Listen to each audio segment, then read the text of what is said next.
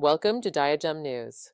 Today, we are breaking down a term every member of the diaspora must know, TRSIL. It stands for Transnational Repression Surveillance and Intimidation Laws.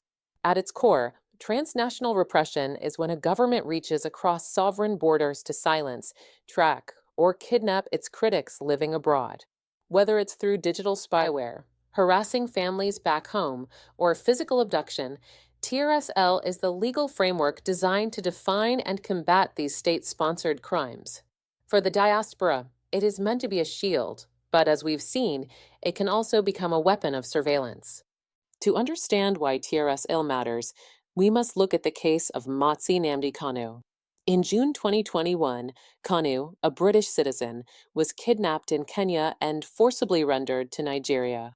This was not a legal extradition. It was an extraordinary rendition. In a landmark ruling in June 2025, the High Court of Kenya vindicated Kanu, awarding him 10 million shillings in damages and declaring his abduction a gross violation of international law.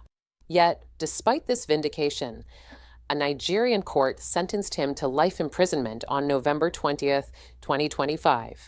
This case proves that without strong TRSL enforcement, a kidnapping can be laundered into a legal trial. This raises a haunting question for the diaspora. What is the true value of a Western passport? Nnamdi Kanu was traveling on British documents, yet the UK government's response was criticized as a prevarication, a refusal to take a firm stand against his abduction for years. Under British law, consular protection is discretionary, not a right.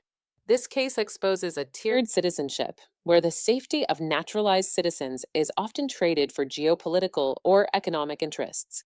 TRSIL is the battleground where we demand that a passport be a mandatory shield, not a secondary consideration. The Kanu precedent is a warning. It shows that borders are no longer a limit for repressive regimes. The fight for TRSL is about ensuring that security doesn't mean stalking. It's about protecting the right to dissent without fear of being rendered back to a regime you oppose. We are monitoring these laws because your sovereignty is on the line.